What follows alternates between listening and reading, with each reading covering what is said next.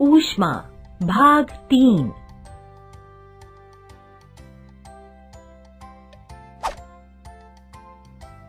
इस कहानी के उद्देश्य है क संवहन क्या होता है, ख तटीय क्षेत्रों में प्रकृति में संवहन कैसे नजर आता है, ग हम अलग अलग मौसम में अलग अलग प्रकार के कपड़े क्यों पहनते हैं।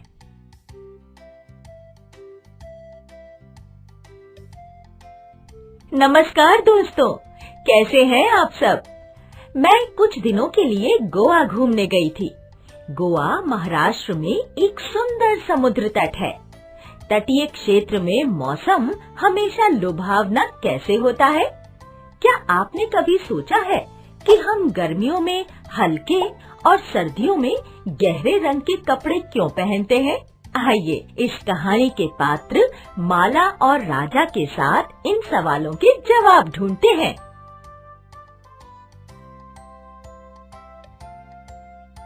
माँ, मुझे नहाने के लिए पानी चाहिए। क्या आप मेरे लिए पानी गरम कर देंगी?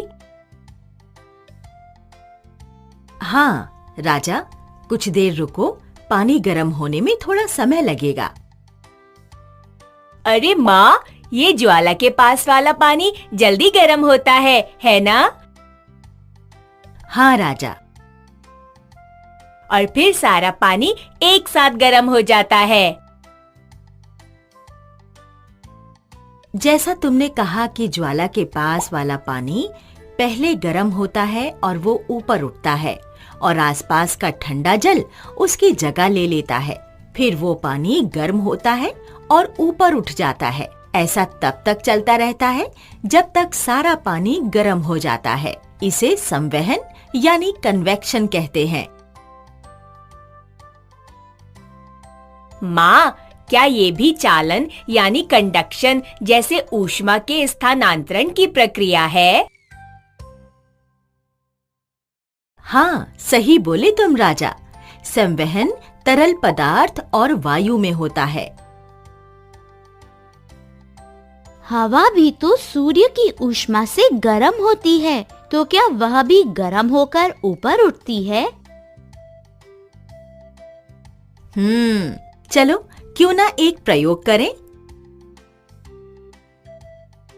हमें इन चीजों की जरूरत पड़ेगी। एक कांच की खुली शीशी, एक मोमबत्ती, एक अगरबत्ती।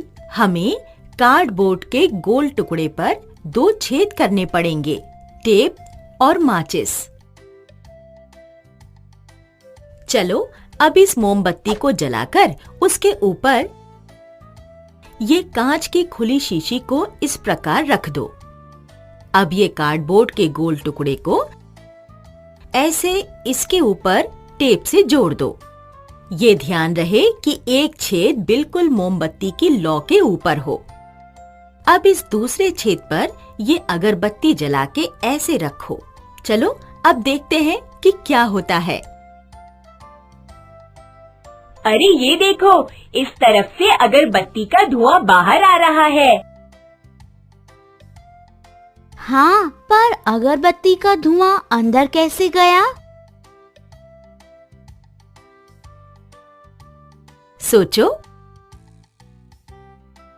मोमबत्ती के पास वाली गर्म हवा बाहर आ रही है और उसकी जगह पर अगरबत्ती के पास वाली ठंडी हवा दूसरे छेद से अंदर जा रही है।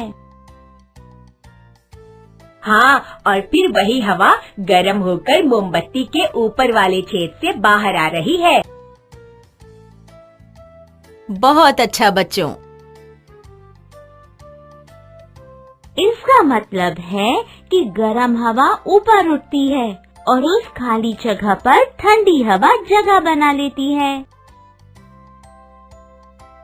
अरे माला, तुम्हें याद है हमारे स्कूल में विज्ञान की एक प्रदर्शनी में एक बच्चे ने एक मॉडल बनाया था जिसमें उसने समझाया था कि तटीय क्षेत्रों में भी ऐसा ही कुछ होता है। हाँ, पर मुझे ठीक से याद नहीं है। चलो हमारी विज्ञान की पुस्तक में पढ़ते हैं।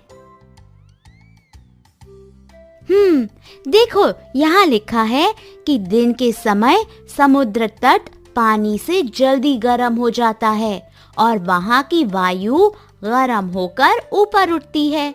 फिर इसका स्थान लेने के लिए समुद्र से ठंडी वायु उसका स्थान ले लेती है। इसे समुद्र समीर कहते हैं। रात के समय इसका उल्टा होता है। समुद्र का जल समुद्र तट से धीरे ठंडा होता है और तट से ठंडी वायु समुद्र की ओर बहती है। इसे थल समीर कहते हैं। ये तो बिल्कुल हमारे प्रयोग की तरह ही है। जैसे अगरबत्ती की तरफ से ठंडी वायु अंदर जाती है और गर्म वायु मोमबत्ती के छेद की तरफ से ऊपर आती है, वैसे ही समुद्र तट की वायु भी प्राकृतिक संवहन को दर्शाती है। सूर्य भी तो ऊष्मा प्रदान करता है, पर धरती और सूरज के बीच तो कोई माध्यम ही नहीं है। तो फिर सूर्य की ऊष्मा हम तक कैसे पहुंचती है? हाँ, चालन और संवहन के लिए तो माध्यम चाहिए। तो फिर सूर्य की गर्मी हम तक कैसे पहुंचती है?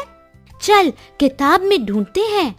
देख, यहाँ लिखा है कि सूर्य से धरती पर ऊष्मा का स्थानांतरण विकिरण यानी रेडिएशन के द्वारा होता है। विकिरण दिखाओ मुझे। यहाँ ये भी लिखा है कि विकिरण के लिए किसी भी माध्यम की जरूरत नहीं होती है। यानी ऊष्मा का स्थानांतरण 3 तरीकों से होता है: चालन, संवहन और विकिरण। राजा, तुम कुछ गरम पहन लो, अब ठंड बढ़ गई है। माँ, गरम कपड़े हमें गर्मी देते हैं और गर्मियों में हम हल्के रंग और हल्के कपड़े पहनते हैं। हाँ, सही बात है। गर्मी में हम हल्के रंग इसलिए पहनते हैं क्योंकि हल्के रंग ऊष्मा को परावर्तित यानी रिफ्लेक्ट करते हैं और हमें कम गर्मी लगती है। पर गहरे रंग के कपड़े ऊष्मा को अवशोषित यानी अब्सॉर्ब करते हैं, इसीलिए हमें ठंड कम लगती है।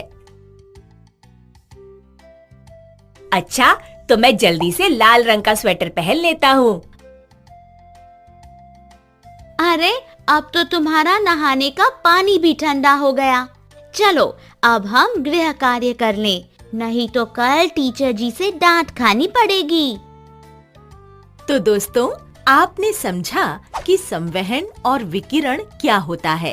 हमने ये भी जाना कि तटीय क्षेत्रों में हमेशा सुहाना मौसम क्यों होता है। अब आप लोग जब कपड़े चुनने के लिए किसी रंग के बारे में सोचेंगे तो मौसम का जरूर ध्यान रखेंगे। जल्द मिलेंगे।